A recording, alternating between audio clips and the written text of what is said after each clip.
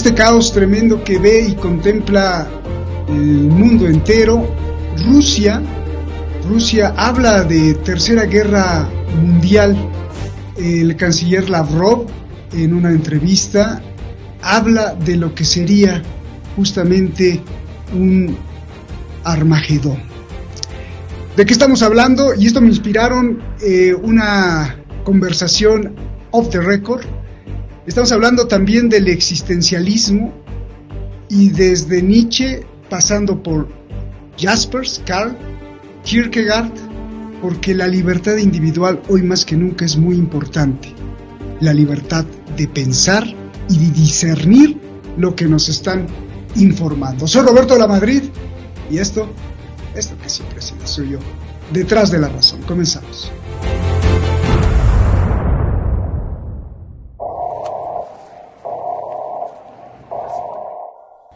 Rusia habla de la Tercera Guerra Mundial. El canciller ruso dijo que la tercera tendrá destrucción nuclear.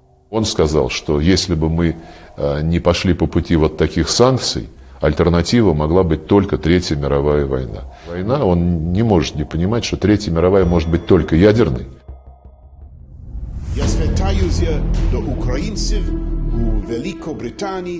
Reino Unido acusa de crímenes de guerra a Rusia. Convoca reunión de emergencia tras ataque a reactor nuclear. Dice que la imprudencia de Putin pone en peligro a toda Europa. La peor tormenta económica de la historia se le viene encima a Rusia, advierte supermillonario ruso. And there is no economic, way out of it.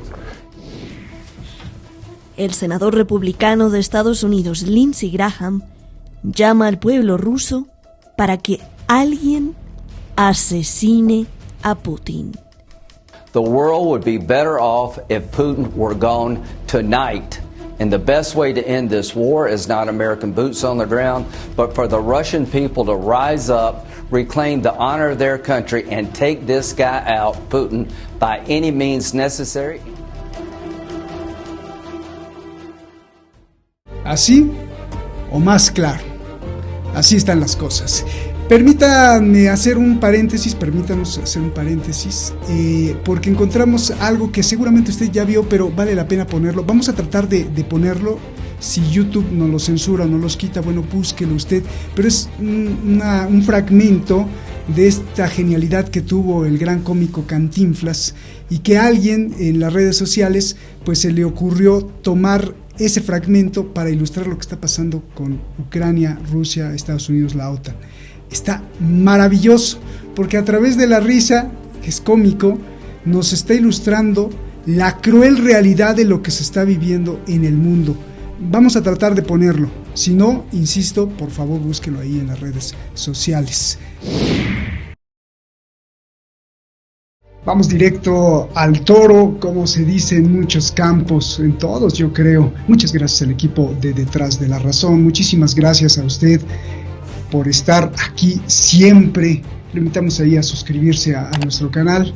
Ya sabe que gracias a usted y gracias a que pues ha estado durante 9 años, he encontrado verdaderamente comentarios que me llegan al corazón. Muchísimas gracias, gente que nos ha seguido en todas las etapas en estos 9 años de vida del programa. Muchísimas gracias, y gracias pues por supuesto a grandes pilares. Uno de ellos lo conoce muy bien, Francisco Javier Martínez, estudioso con muchos estudios ahí, que en la época de estudiante pues se devoraba a los profesores allá cerca de La Haya en Holanda, y bueno, pues ahora tiene mucho conocimiento, porque además todo eso lo aplicó en la matemática y en las finanzas para pues ver cómo se comporta el ser humano, y mire cómo se está comportando. Bueno, pues ahora nos explicará mucho. Un señor del periodismo, gran investigador. No lo voy a dejar de repetir, que se metió con los narcos, con el sistema que ha tenido secuestrado a su país, a nuestro México, que ha denunciado muchas cosas y que además enseña periodismo. Muchísimas gracias Jorge Santa Cruz. Gracias por estar aquí. Comienzo contigo, Javier. A ver, hay muchas preguntas, ¿no? Pero la que más nos importa y seguramente que debe de ser vital, sobre todo en este discurso que está reproduciendo Televisión Española, Diario El Clarín en Argentina, Televisa en México, CNN en Estados Unidos y así muchos. ¿Cuánto hay de verdad y de mentira de esta gran preocupación por los ucranianos? A ver. Es una pregunta que me encanta que me la hayas hecho, porque estaba pensando estos días justamente eso, la gran hipocresía, la desidia, la inacción y la complicidad criminal que tiene eso que llaman Occidente continuamente en la historia desde el final, bueno, por poner una fecha, desde el final de la Segunda Guerra Mundial, bueno, o desde mucho antes. La Europa de hoy, como decía Jean Ziegler, no es más que un mercado, el terreno donde juegan las multinacionales. Es decir, es inadmisible, como decía Jean Ziegler, que un puñado de estados privilegiados, que encima están comandados por estas transnacionales, puedan decidir el destino del mundo en función de los intereses políticos, económicos y geoestratégicos de estos mercaderes que les mandan. Terminaría diciendo que la oligarquía, cuando se habla de las oligarquías rusas o las oligarquías ucranianas, hablemos de las oligarquías europeas, norteamericanas, anglosajonas, las oligarquías del capital financiero son más fuertes que los estados más fuertes y los más poderosos, y ejercen una verdadera dictadura sobre el mundo. Y quiero ponerlo, para terminar la respuesta a tu primera pregunta, quiero poner un ejemplo que para mí es encuadrante de toda esta preocupación. A ver, si el Programa Mundial de Alimentos, voy a poner dos casos, en marzo de 2017 se buscaba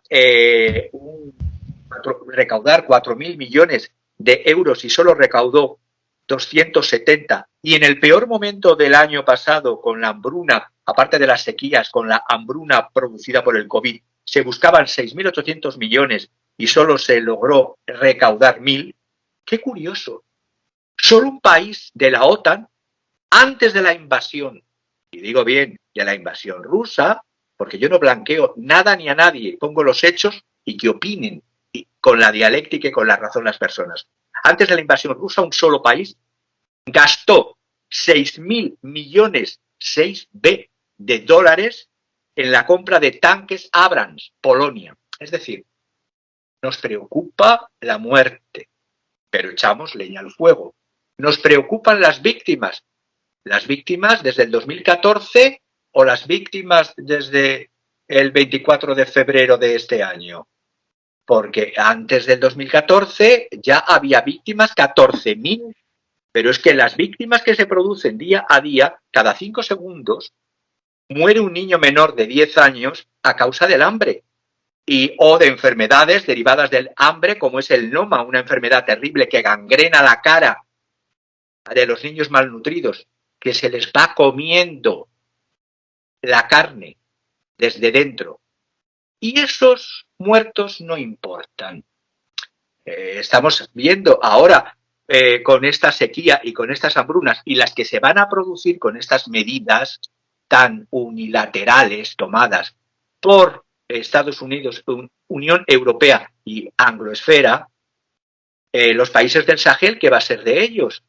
Si teniendo en cuenta que el rendimiento de una hectárea de cereales en países del Sahel está en torno a 600, 700 kilos al año y en cambio en Bretaña es de 10 toneladas. Si a esto le ponen que va a haber todas estas medidas que ya están produciendo, van a producir más hambruna que la que ya se estaba produciendo con el COVID, ¿realmente les importa a los seres humanos?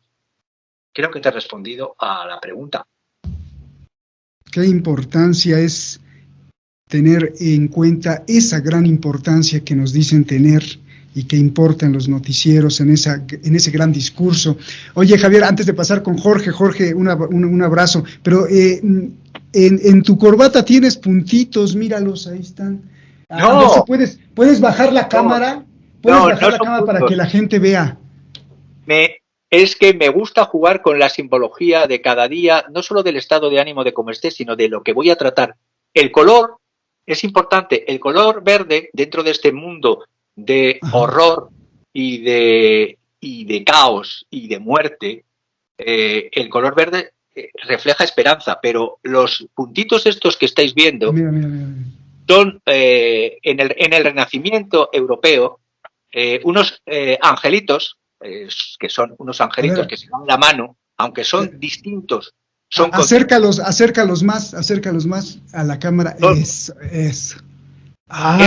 Que tienen el nombre en historia del arte, un nombre curioso porque produce risa, que se llaman putis, no es que sean putos, los angelitos, son putis porque se llaman así desde el Renacimiento, el 400 y el 500 italiano. Y lo que representan, verde es esperanza, y los angelitos, que con la colaboración real, no con el postureo, como decía este señor Jan Ziegler, desde la FAO, además con datos de la FAO, se puede alimentar el mundo, la Tierra, puede alimentar si realmente se quisiera, incluso al doble de la población de lo que hay.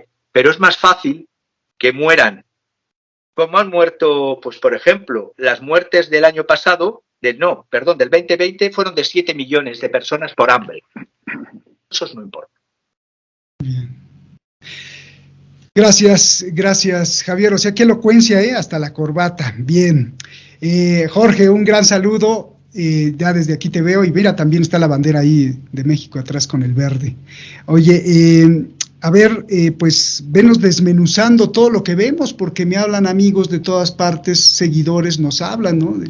Oye, está grave la situación, por un lado, central nuclear, por el otro lado, Lavrov diciendo de Tercera Guerra Mundial, por el otro lado, Boris Johnson apelando a una reunión de emergencia, porque, pues, adelante, es tuyo el micrófono, danos una luz para guiarnos en toda esta narrativa que nos están vendiendo. Por favor, adelante. Muchas gracias, querido Roberto, un abrazo muy afectuoso hasta allá para Javier, al equipo, a Shadi, Gracias.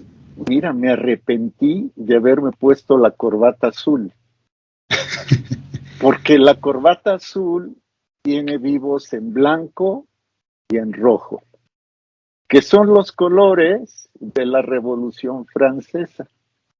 Y me arrepentí, no caí en la cuenta, sino hasta que tú le preguntaste, como buen periodista que lo observa todo, el porqué de la corbata y del color a Javier. Pero antes de responder a tu pregunta, oye, y prometo hablar más rápido. No. Es que luego, por estar cuidando el discurso, me alento, pero lo voy a cuidar. No, está muy bien. Aquí es su casa y estamos abiertos a escucharlos como ustedes quieran, por favor. Muchas gracias. Estaba en que finalmente el azul también implica un color de cielo, de esperanza para la cristiandad. Y el blanco, que bueno, está en la camisa que porta su servidor, es el mismo blanco que está en la bandera mexicana. El verde es la independencia, así la concibió el libertador Agustín de Iturbide. El blanco es la pureza de la religión, porque finalmente la patria existe para conducir a las almas a la patria eterna, y el rojo es la unión de los mexicanos. Este es el simbolismo conforme al Plan de Iguala, los tratados de Córdoba, el ejército trigarante, etcétera. Además, el águila, que fue seguramente introducida por los españoles, por los españoles de bien que vinieron a estas tierras. El águila que devora la serpiente es un símbolo cristiano. Uno de los apóstoles está simbolizado por el águila, pero además es el águila, la reina del cielo, la que devora a la serpiente, que simboliza al mal. Cierro el capítulo, querido Roberto, y ahora sí. Y tiene que ver también un poquito con la señal de Tenoch, ¿no? De Tenochtitlan, que Huitzilopochtli había dicho, no sé, pero eso ya será para tema de otro. Sí, porque finalmente Tenoch buscaba la tierra prometida, y en algo o en mucho se parece al Antiguo Testamento, ¿no? Al Génesis. Pero bueno, Roberto, el servidor de ustedes ha dicho que no habrá guerra caliente y lo vuelve a sostener. Y trataré de hacerlo con datos concretos, así como lo hace Javier, con datos verificables. Hoy es 5 de marzo de 2022. Bueno, ayer, 4 de marzo, estuvo el secretario de Estado de los Estados Unidos, Anthony Blinken, en el Comando General, en el cuartel general de la Organización del Tratado del Atlántico Norte, la OTAN, que es la alianza militar que encabeza Estados Unidos. El secretario general de la OTAN, el sueco Jens Stoltenberg, quien pronto recibirá como premio la dirección del Banco Central de Suecia, le dijo a Blinken, entre otras cosas, lo siguiente, cito textual, comillas, la OTAN no forma parte del conflicto. La OTAN es una alianza defensiva. Y agrego otra frase de Stoltenberg. No buscamos la guerra, el conflicto con Rusia. Al mismo tiempo, debemos asegurarnos de que no haya malentendidos sobre nuestro compromiso de defender y proteger a todos los aliados. Pues si me permiten, Ucrania no forma parte de la estructura de la OTAN. Les enviarán dinero y los endeudarán y tropas que asistan en cuanto a las cuestiones táctico-estratégicas. Si acaso, y hasta ahí. Ahora, anoche el presidente de los Estados Unidos, Joe Biden, dirigió su mensaje de Estado a la Nación, el Estado a la Nación, en lo que se considera como que el inicio de la campaña electoral de los demócratas.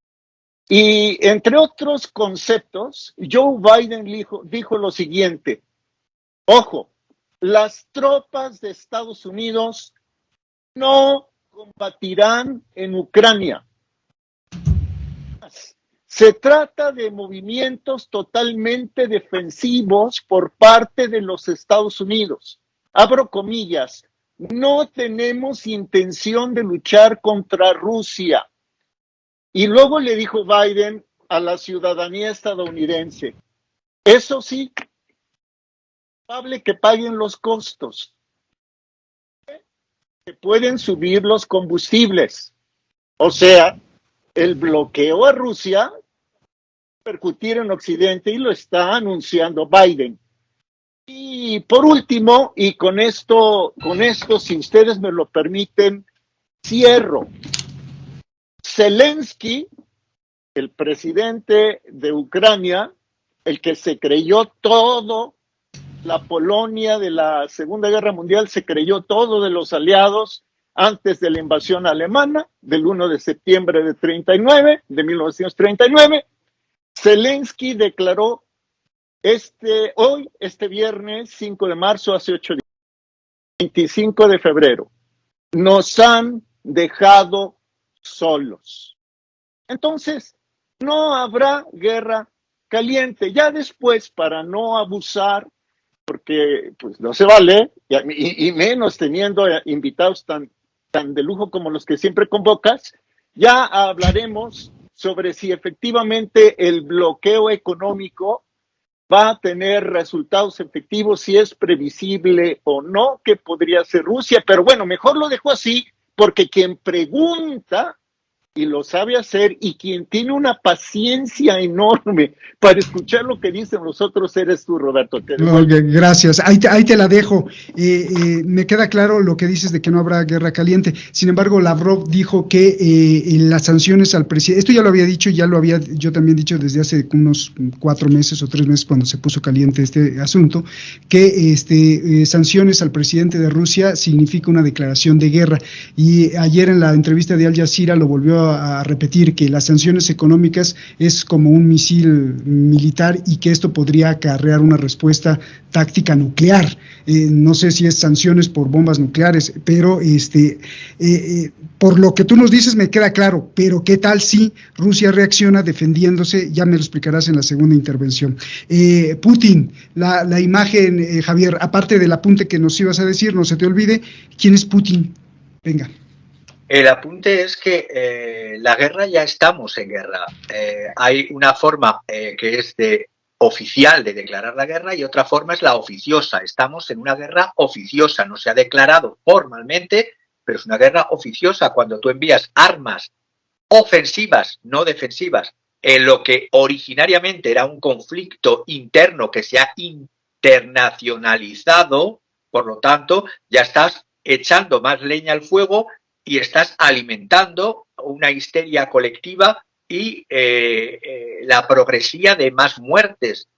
Y con la invasión es como el fait accompli, el hecho consumado, a partir del cual se sigue incrementando, echar más leña al fuego, a incrementar la histeria colectiva, las disonancias informativas.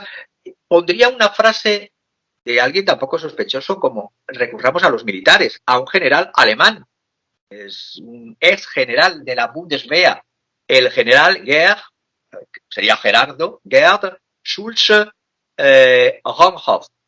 Este general ha hecho unas declaraciones recientemente porque ha publicado un libro que se llama La guerra que tuvo muchos padres, y dice muy claro: todo empezó con la Wiedervereinigung, es decir, con la reunificación alemana. Una promesa del secretario de Estado de los Estados Unidos, James Baker, a Mikhail Gorbachev, el 8 de febrero de 1990, donde dijo claramente: la OTAN no avanzará ni una pulgada más hacia el oeste. Y ojo, los que me escuchan y me ven, no estoy blanqueando la invasión, estoy explicando un origen causal de unos hechos. Termino con esta exposición. Esta promesa fue además luego confirmada días después, el 17 de mayo de 1990, por el secretario general de la OTAN, entonces alemán, Manfred Wörner, y dijo al ministro de Asuntos Exteriores alemán, Hans-Dietrich Genscher, en presencia de este James Baker de los Estados Unidos, que claramente esto no iba a haber ningún avance. Este señor, en este libro de la guerra tiene varios, o tuvo muchos padres, habla de que Alemania y Francia fueron advertidores y mediadores infructuosos. La OTAN y la Unión Europea fueron incautos unos y provocadores y altaneros los otros por la OTAN. Y Rusia y Ucrania y las provincias de Donetsk y Lugansk fueron los que están jugando con fuego.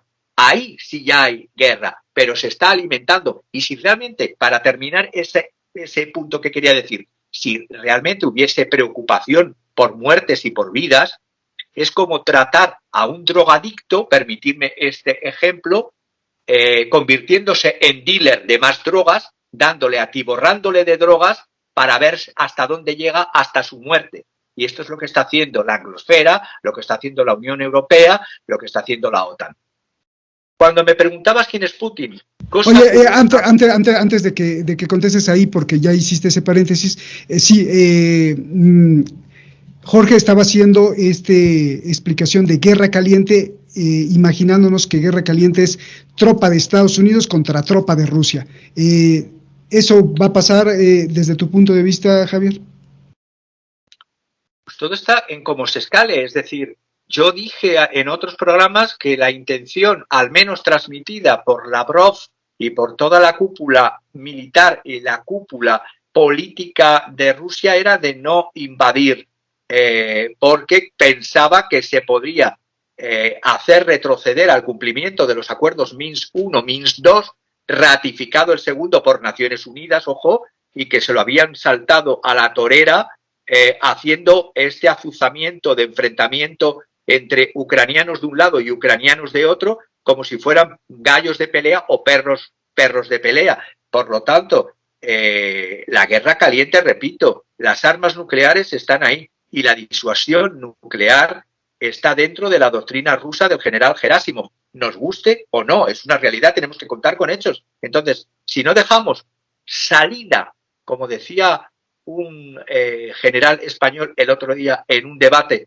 de los pocos debates decentes que hay en la televisión española, el coronel Baños, he dicho general, el coronel Baños decía, hay que dar una salida a Rusia. Ya lo decía otro militar alemán, que también lo comenté en este programa, que era Kai-Achim Schönbach, ex vicealmirante alemán, que por esas declaraciones de respetar a Rusia le cesaron del gobierno alemán. Porque claro, el gobierno alemán actual no es Merkel, no es la Merkel que se sentaba frente a Putin y sabía mantener ese equilibrio con todos sus pros y sus contras de la señora Merkel. Los vaivenes, los bandazos del actual canciller Olaf Scholz, por una parte descarta la participación de la OTAN en la guerra de Ucrania, porque dice que esto traería más una escalada dramática de esta difícil situación, estoy leyendo, traduciendo, dramática de esta difícil situación en Ucrania, traería grandes peligros, pero por otra parte estás embarcando, se está armando hasta sacando a presos de las cárceles. Estamos locos. Y luego se da eco a una noticia en Zaporizhia que se ha comprobado que no hay peligro de radiación, pero él habla de peligro de radiación. Es que tenemos un nivel de políticos que juegan desde sus sillones a alentar las peleas de gallos y que se maten otros. Y mientras tanto está muriendo la población ucraniana, tanto prorrusa como la población ucraniana de Kiev. Y digo Kiev en respeto a la identidad nacional ucraniana. Por lo tanto, es un horror. Y cuando me preguntas quién es Putin, cuando se habla de que si Putin es un antiguo KGB, se revive el fantasma del comunismo, Rusia, no me canso de reiterar, no es comunista. Rusia, a ver si nos enteramos, no estamos antes de la caída del muro. El muro cayó, vino Boris Yeltsin, se desmantelaron todas las empresas nacionales rusas.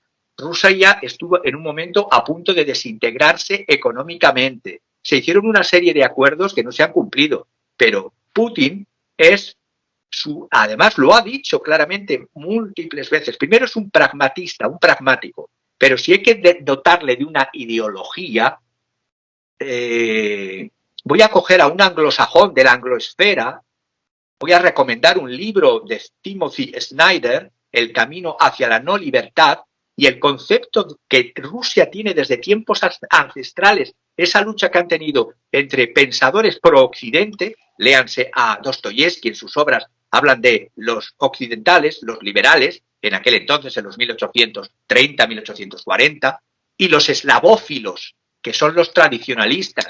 Y Putin tiene entre sus mentores, está Ivan Ilyin, que es un filósofo de la Unión Militar Rusa, un ruso blanco que luchó contra los bolcheviques, tiene a un Solzhenitsyn, tiene cuando hablan otros confundidos, no es que se basa en las ideas de la cuarta teoría política de Alexander Dugin. No, Alexander Dugin también critica a Putin desde las posiciones del nacional revolucionarios o revolucionarios de derecha. Putin es un conservador eslavófilo tradicionalista y por eso no concibe las ideas de Occidente en tanto en cuanto Rusia no asimiló la ilustración.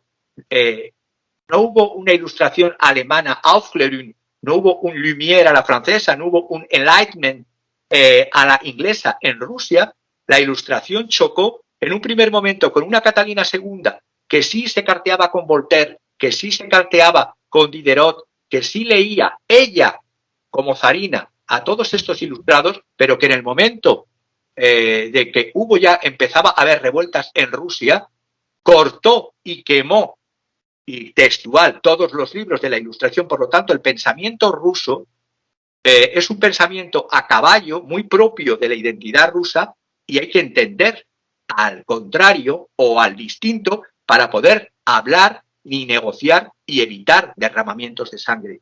Repito, Putin es un eslavófilo tradicionalista. Iván Ilyin, para que las personas lo sepan, o Iván Kireyevsky o Alexei Khomiakov, son autores del siglo XIX en los que se inspira Putin. Y con eso respondo a la parte de la pregunta que me has hecho. Caray, ¿cuánto aprendemos? Eslavófobo quiere decir que le tiene fobia o rechazo a los eslavos.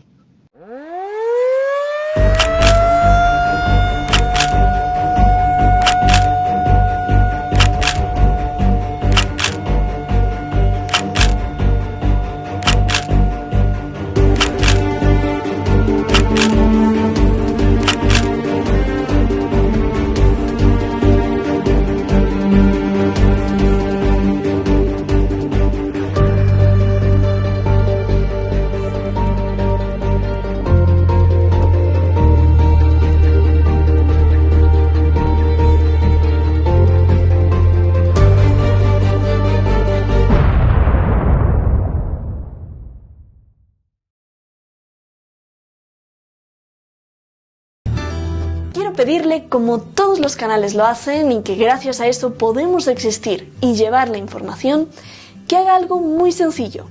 Solo píquele ahí y suscríbase, toque la campanita, para que este espacio de libertad continúe. De lo contrario, los que nos quieren manipular seguirán avanzando. ¡Saludos!